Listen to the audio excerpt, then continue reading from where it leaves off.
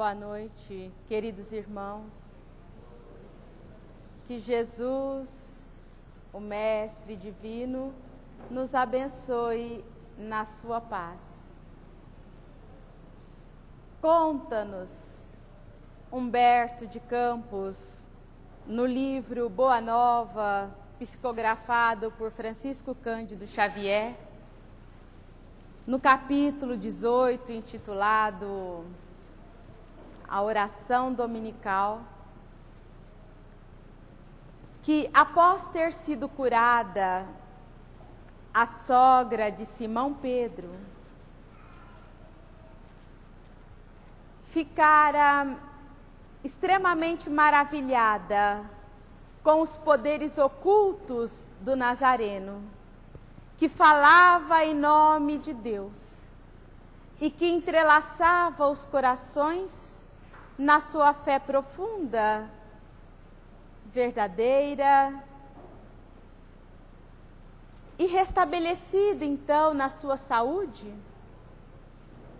Ela começou a pensar um pouco mais profundamente, a refletir acerca do Pai que está nos céus e de como Ele, o Pai, responde às nossas súplicas. E encontrando-se então, certa feita, com o seu genro, chamando-o, ela conversou com ele da possibilidade de pedirem para aquele mestre, que era o enviado do reino de Deus, tão próximo, com tantos poderes, para os auxiliarem-nos em alguns aspectos familiares. Comentava ela com ele que eles deveriam conversar com o mestre acerca de que eram os primeiros colaboradores assíduos e sinceros do mestre. E deveriam enumerar-lhes os problemas das quais passavam. Eram o peso dos trabalhos domésticos, a exiguidade de dinheiro, a família com parcos recursos, uma pobreza difícil, e o Senhor com todos aqueles poderes, pois a curara, ela estava restabelecida, poderia minimizar, diminuir todas aquelas agruras. E conta-nos Humberto de Campos que Simão foi tentado nos seus sentimentos humanos e começara a pensar, embora estivesse também com o espírito confuso de enfocar este assunto com o mestre, mas ele era o mestre. E o mestre jamais perdia uma oportunidade de ensinar. E provavelmente o guiaria e estabeleceria o melhor caminho para os seus discípulos. Então, ele passou a aguardar o melhor momento de estabelecer o diálogo com o mestre a respeito deste assunto, que nada mais era do que um alerta para que ele abrisse os olhos com relação ao futuro. Então aguardou, e chegado o momento propício, então, ele foi estabelecer o diálogo com Jesus. E tentou aplicar o assunto de forma leve. Chegou próximo ao mestre e perguntou: Senhor, será verdade que Deus ouve todas as nossas orações? Jesus olhou com aquela bondade e respondeu: Claro que ouve, Simão. Jesus ouve todas as nossas orações. Desde que o homem começou a raciocinar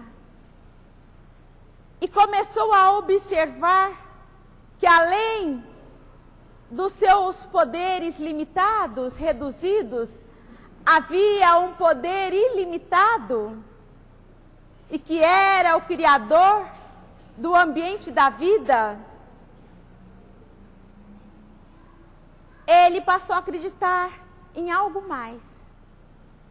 Todos os homens, todas as criaturas são criadas com tendência para o mais alto e sentem a necessidade de estar em comunhão com este plano mais elevado.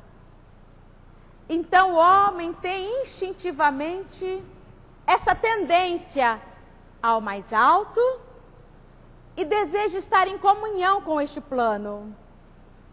E é de lá deste plano mais alto que o Senhor está a acompanhar os movimentos dos homens.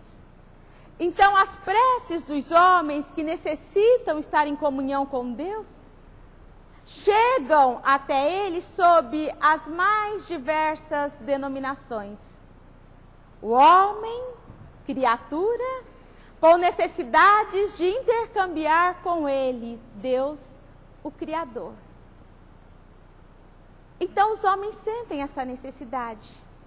Acharias você, Simão, por acaso, que durante todos esses séculos de história das existências humanas, as almas nestas sucessivas existências estariam a bater, a clamar, frente a uma porta inflexível e muda, que não desse respostas aos seus pedidos? A história está a nos dizer quantos séculos as almas vêm pedindo, vêm rogando e obtendo as respostas, porque do contrário, isso já teria caído há muito tempo. Então, não tenha dúvida, Simão. Todas as orações são ouvidas por Deus. Simão ouviu e continuou a interrogar.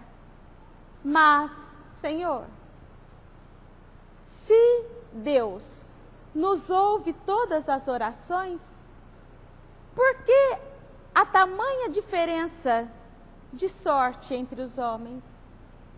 Porque eu sou obrigado a pescar para suprir a subsistência do lar, enquanto Levi ganha bons salários com os serviços dos impostos, com a sabedoria dos livros. Como explicar que Joana tenha inúmeras servas, enquanto a minha esposa é obrigada a plantar e a cuidar da nossa horta?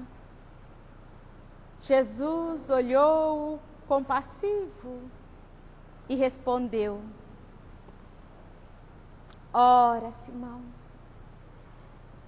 é preciso, em primeiro lugar, acreditarmos que o mundo pertence a Deus e nós somos seus servidores, de modo que todos os trabalhos variam de acordo com a capacidade de cada esforço. Todo o trabalho, ou todos os trabalhos, ou os trabalhos variam de acordo com a capacidade do nosso esforço. Hoje, pescas. Amanhã, pregarás a palavra divina do Evangelho.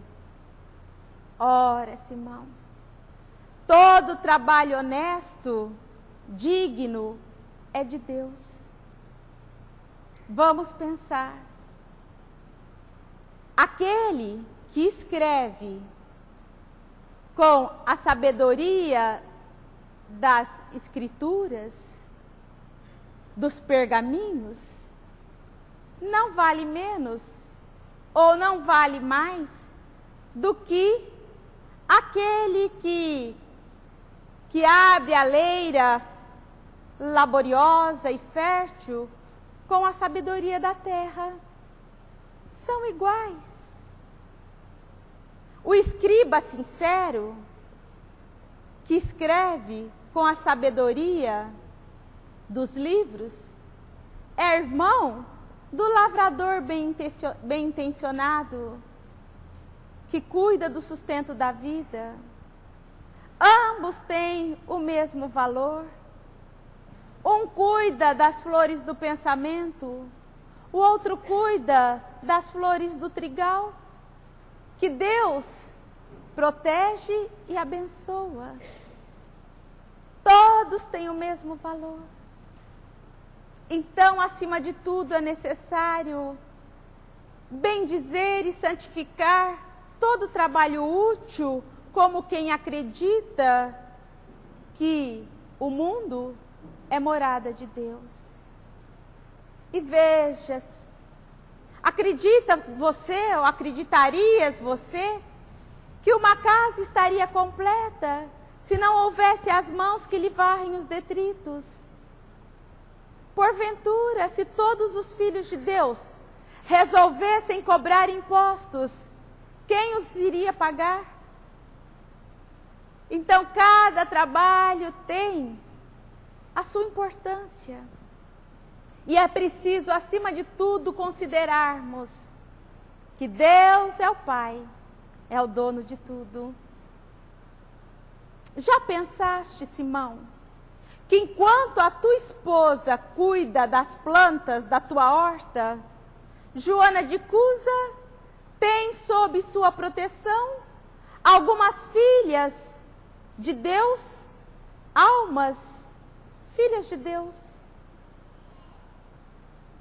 A quem caberia maior responsabilidade? A tua esposa, que cuida dos legumes? Ou a nossa irmã, que tem estas filhas, das quais ela educa? Educa as suas servas. E quem dirá que Joana terá essa responsabilidade pelo resto de sua vida? A história nos mostra, grandes generais existem na face do planeta, que embora as suas gloriosas vitórias, também passam pelas duras experiências dos seus soldados. Então, acima de tudo é necessário considerar que Deus está no comando, e como Ele nos conhece a cada um mais do que ninguém, dá o trabalho, ou a profissão, ou o posto que cada um merecemos. Está tudo bem estabelecido. Então é necessário, antes de tudo, acreditarmos que o mundo pertence a Deus e que nós somos os seus servos. Então deveremos abrir os corações para bem servi-lo, quer como rei, quer como escravo, em nome do amor. E Ele nos conduzirá. Simão tentava compreender aquelas explicações, mas a amplitude daquelas elucidações do mestre era difícil para ele compreender, abarcar tudo, porque extrapolava o âmbito da educação que recebera. Mas ele tentava, porque ele queria estar em comunhão permanente com Deus, com o Senhor. Então, ele continua a perguntar ao Senhor: Senhor, como interpretar a oração? Primeiro ele tinha dúvida. Será que Deus, ou ele lançou a dúvida, será que Deus ouve todas as nossas orações? Agora ele quer saber como interpretar a oração. Jesus, na sua bondade fiel, lhe responde: é necessário concluir que a oração é o nosso recurso permanente de comunhão ininterrupta com Deus. Jesus falando a Simão que a oração é o nosso recurso permanente de comunhão ininterrupta com Deus. Então, não tem solução de continuidade, não se interrompe. É o recurso de união contínua, sempre estabelecida em todas as circunstâncias. A união da criatura com o Criador. Então é necessário fazer com que a prece, a oração, se torne em nossas vidas um elemento natural, como é o ato de respirar. A respiração é um ato natural. Independe da vontade de eu pensar agora e falar, vou respirar. Não, já estou respirando. Mesmo porque se eu não respirar, eu não vivo. A oração, segundo Jesus, exemplificando a Simão, através dos relatos de Humberto de Campos, deve se transformar em nossas vidas neste elemento natural, como é o ato de respirar, a respiração, como são as batidas do coração. Continuamente, ininterruptamente. Mas, sabe o que observamos, Simão, diz Jesus? É que os homens se afastam ao longo do caminho de Deus. Se afastam deste recurso que une ao alto, para vir a pensar nos céus, somente nos momentos das agruras do coração, das angústias. Então, quando a ameaça é cruel, quando a tragédia é iminente, quando a morte do corpo vai acontecer, aí os mais fortes dobram o joelho. Aí sim. Mas continua dizendo Jesus. O que pensar, Simão, de um pai que cria um filho e dá-lhe todo o amor e carinho fraternais, e só ser lembrado nestes momentos das angústias do coração? E depois desta longa separação ao longo do caminho, o homem procura rapidamente, abruptamente, uma solução imediata para os seus problemas. Mas aí, improficuamente. Aí, de imediato, não dá. É necessário o retorno.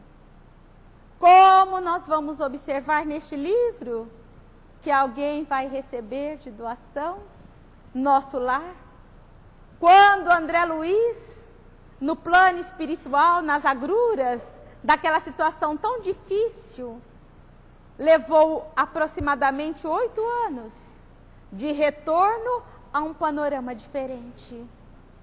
8 anos de lágrimas, dores, choros, mas houve um retorno.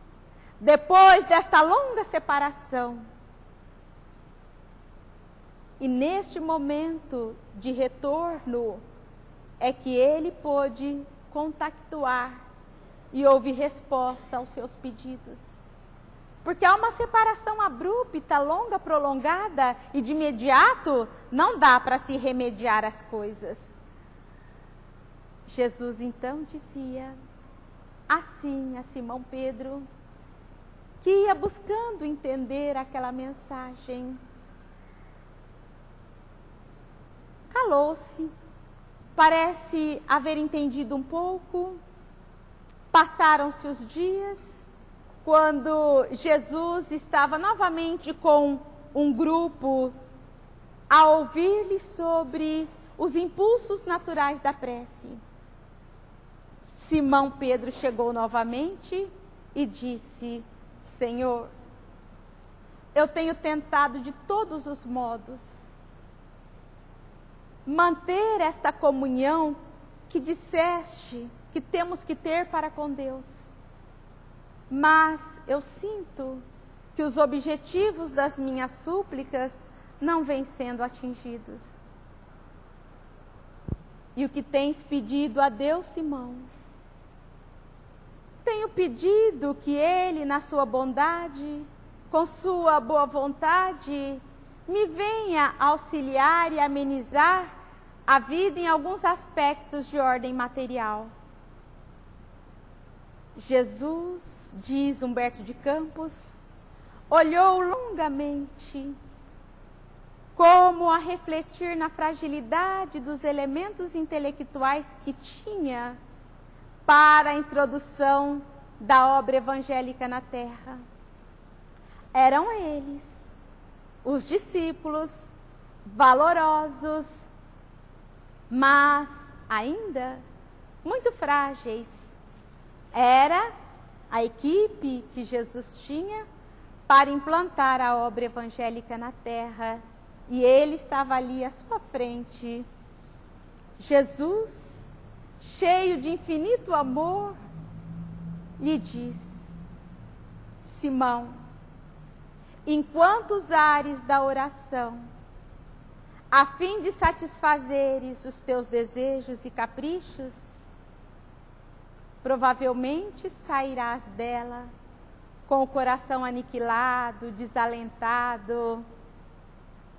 Mas quando resolveres usar deste elemento da oração, a fim de pedires a Deus a compreensão para a sua vontade justa e sábia, terás o coração enxertado de conforto, de consolo e de paz. O que pedes é justo? É digno? Serás respondido. O que pedes não é justo? Não serás respondido. O que pedimos a Deus em nossas preces? Como pedimos? A prece, a oração, nesse ato contínuo de união, de comunhão da criatura com o Criador, é permanente, pode ser de súplica, como não? Porque a criatura, diz Jesus a Simão, quando no ato de orar, deve abrir a alma e apresentar a Deus os seus anelos, as suas esperanças, os seus amargores, as suas dores, os seus medos, as suas dificuldades, as suas desilusões, como não? E é neste intercâmbio, nesta confidência, que ela se une e recebe, então, a amenização das agruras da vida, dos cansaços do mundo, e se sente em paz, porque recebe de Deus a luz do mundo. Se sente bem, se sente renovada. As criaturas se lembrassem de Deus nos momentos de cometer uma atitude insana, quantos suicídios seriam dizimados da face da terra? Porque neste momento, nos dizem os benfeitores amigos, bastaria um leve pensamento em direção ao alto e a resposta estaria ali estabelecida. O que pedes ao Senhor? Então há necessidade de que a nossa súplica seja em direção a questões superiores da alma. Pedir a compreensão para as dificuldades da própria vida e aceitá-las e tentar superá-las. Este é o modus vivendi que ensina Jesus aos cristãos. E Simão Pedro estava a ouvi-lo assim exemplificar e ensinar. Depois de ouvido isto, conta-nos que um dos filhos de Alfeu, em vendo que aquela plateia reduzida se interessara por aquele assunto a respeito da prece, chegou, adiantou-se até o Senhor e disse: Senhor, ensina-nos a orar. O Senhor então dispôs aquela pequena comunidade em círculo e pela primeira vez, naquele dia memorável, ele proclamou a oração que ficaria marcada para sempre no seio da humanidade. elevando o seu espírito magnânimo ao alto, como quem mergulhasse o pensamento num oceano de luz. Ele olha, eleva o seu espírito ao Pai Celestial, e como a colocar o seu amor acima de todas as coisas, exclamou: Pai nosso que estais nos céus, santificado seja o vosso nome. Pai, colocando o amor de Deus sobre todas as coisas, que é a primeira lei do mandamento, e logo de imediato a segunda lei, que é da humanidade. O próximo como a si mesmo se deve amar. Então ele diz: Pai, amor a Deus sobre todas as coisas, nosso ao próximo como a ti mesmo. Pai nosso que estais nos céus, santificado seja o teu nome. E para lembrar aos homens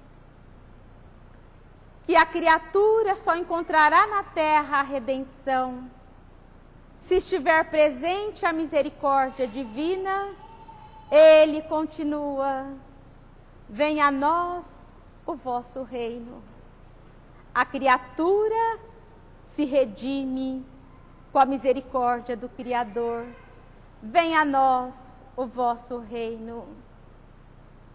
E estabelecendo que em todas as circunstâncias há de vigorar sempre a vontade do Pai magnânimo, sábio, de amor e justiça, ele diz: seja feita a vossa vontade, assim na terra como nos céus.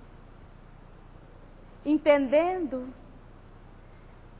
que todas as possibilidades de saúde, de trabalho, de experiências estão vinculadas sob essa ação vigorosa do Pai de bondade, ele diz: o pão nosso de cada dia nos dai hoje. E proclamando que as criaturas estão submetidas a lei de ação e que deve desligar-se das algemas que as prendem às imperfeições, aos danos e aos erros cometidos, ele diz: venha a nós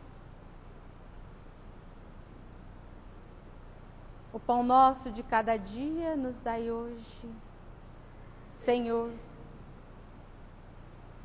E como a entender e a exemplificar este amor divino,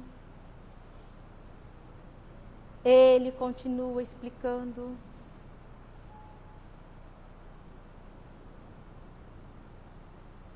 para exemplificar o amor na terra dos homens, depois de o pão nosso de cada dia nos dai hoje, seja feita a vossa vontade, assim na terra como no céu.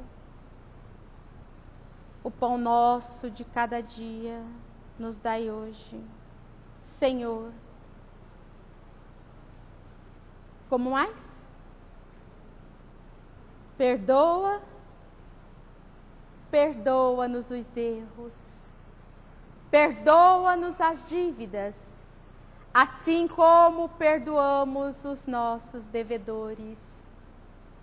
E como a entender a fragilidade do ser humano, dos seus filhos, ele continua a dizer: livra-nos de todo o mal.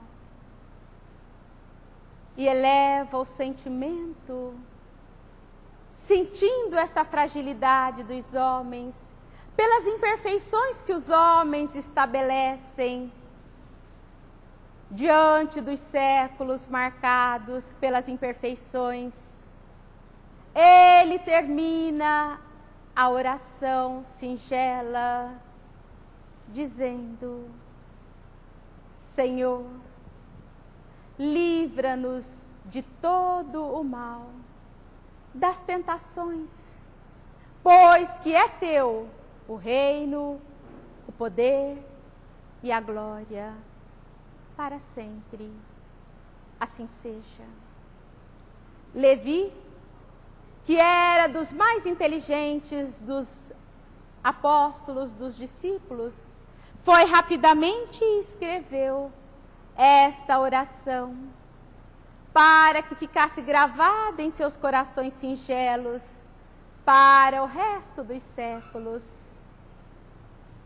E conta-nos o Senhor que esta oração, Humberto de Campos nos diz, seria como o perfume dos céus a se espalhar para todos os povos da humanidade. Pai nosso que estais nos céus, santificado seja o vosso nome. O que pedimos a Deus? O que queremos do Pai Criador? Como expomos os nossos sentimentos diante do Criador do ambiente da vida? Muitas vezes pedimos ou suplicamos pelas bênçãos de um corpo são, mas nos diz Emmanuel, no livro Fonte Viva, também de Francisco Cândido Xavier, estás doente? E nos diz que Tiago, um dos filhos de Alfeu, coloca no capítulo 5, no versículo 15, e a oração da fé o salvará, e o Senhor te levantará. Então a oração da fé salvará a criatura.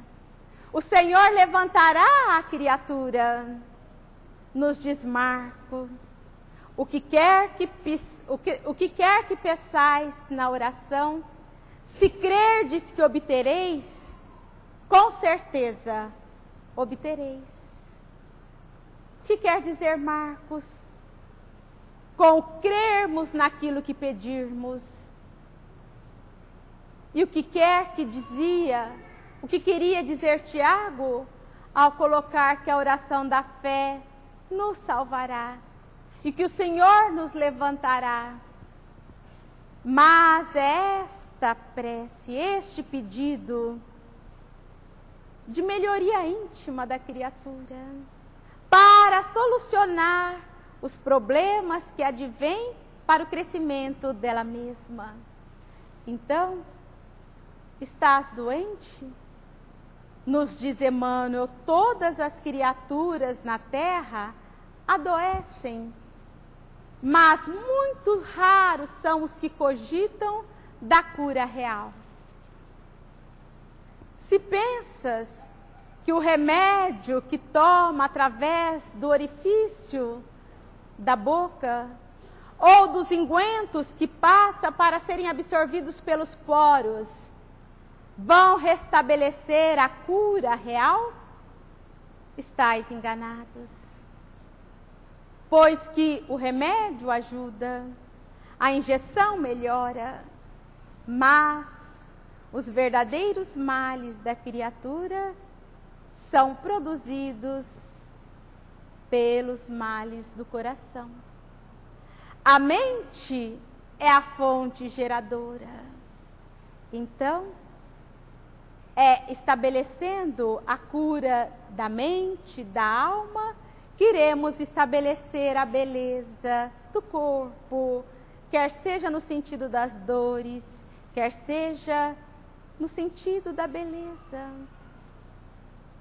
Muitas vezes nós procuramos a assistência dos médicos, a assistência dos benfeitores espirituais, mas basta apresentarmos os primeiros sintomas de melhora para que nós abandonemos as orientações e os conselhos, abandonemos os medicamentos para voltarmos novamente àqueles mesmos problemas que estabeleceram o problema orgânico ou mental, psicológico ou emocional.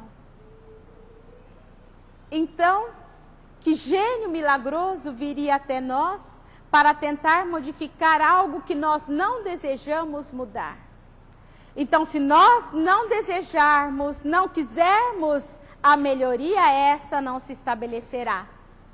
Como querer melhorar se nos mantivermos no mesmo padrão de desânimo, de desengano, de preguiça?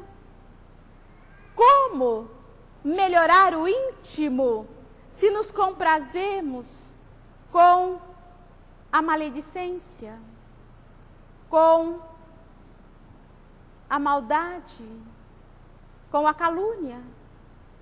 Isso são males que nos trazem males.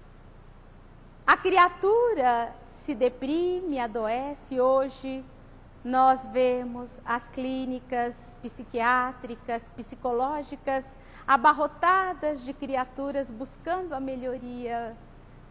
Mas a melhoria real acontece com o desejo íntimo e a decisão de mudar o comportamento. Quanto tempo nós perdemos nos assuntos fúteis, que não nos levam a caminho algum? Quanto tempo nós desperdiçamos em falar mal das criaturas e envolvermos-nos nos seus problemas que não nos dizem respeito, quando, ao contrário, deveríamos ajudar no que seja possível? Porque aí está o significado da interpretação que Jesus diz a Simão, de que a oração, a prece, é um recurso que nós temos permanente de comunhão ininterrupta com Deus.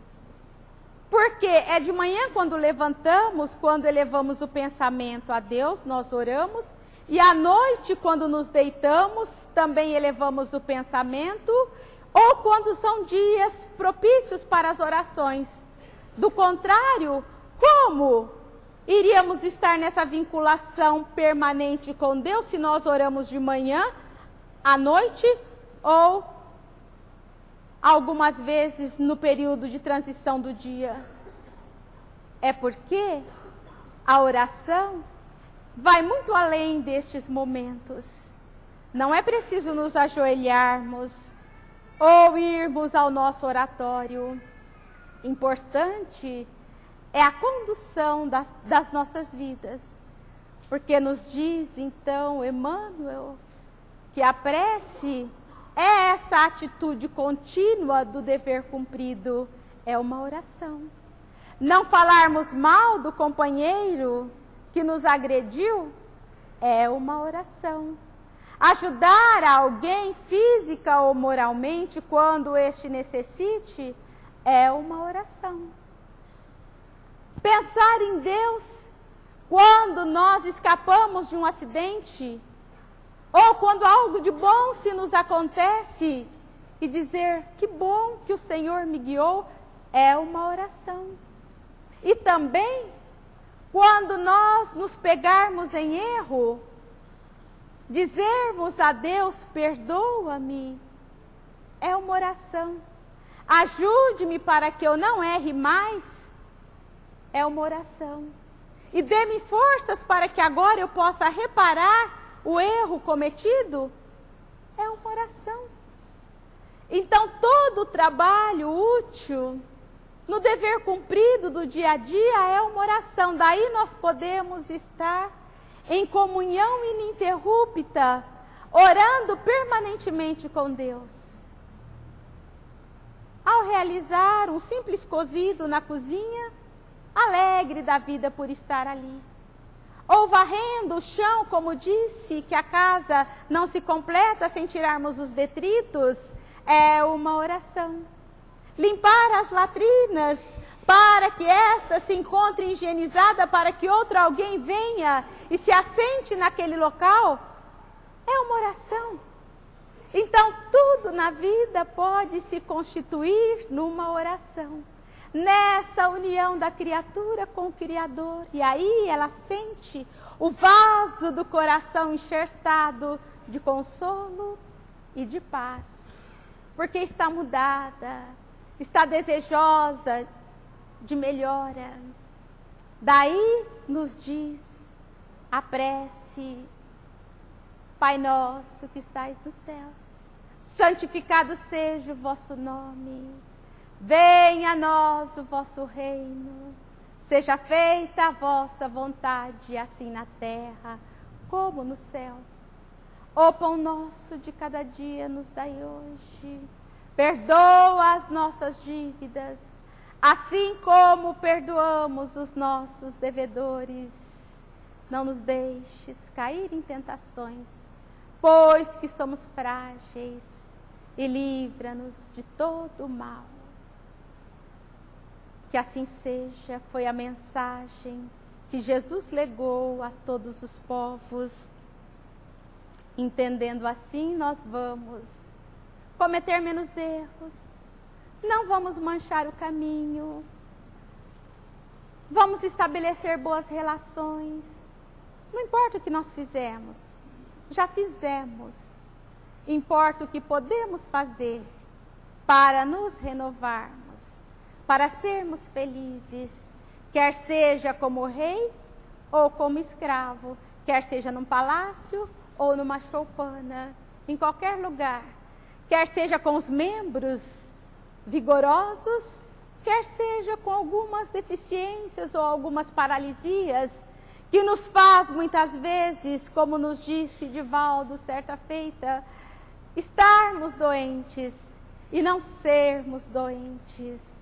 Às vezes o mal que nós desejamos, a cura, é um bem passageiro, transitório, para que nós vivamos uma vida melhor, em plenitude mais tarde. Então, lembrando-nos para terminar, a mensagem de Célia, no livro 50 anos depois, como irmão Marinho, quando estava para desvincular-se das lides humanas, quando seu corpinho frágil já estava deixando que aquela potência de espírito fosse guindada aos planos superiores, e as crianças se acercam de seu leito e conversam, e ela pede: vamos, crianças, cantar a prece do entardecer. E eles então cantam a canção do entardecer, que é uma prece de louvor a Deus, a Jesus. Louvado seja, Senhor, na aurora cheia de orvalho, que traz o dia, o trabalho, em que andamos a aprender. Louvado seja, Jesus, pela luz das horas calmas, que adormenta as nossas almas no instante do entardecer. O campo repousa em prece, o céu formoso cintila, e a nossa crença tranquila repousa no teu amor. É a hora da tua bênção, nas luzes da natureza, que nos conduz à beleza do plano consolador.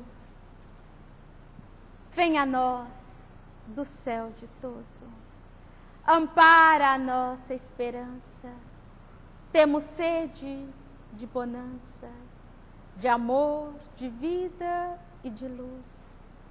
Na noite feita de calma, sentimos que és nosso abrigo.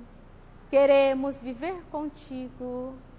Vem até nós, meu Jesus, e que Ele nos abençoe os passos, e que, sinceramente, nós possamos aprender a nos unirmos a Deus e a orarmos com a sinceridade do coração que quer evoluir. Que Jesus nos abençoe a todos. Que assim seja. Obrigada.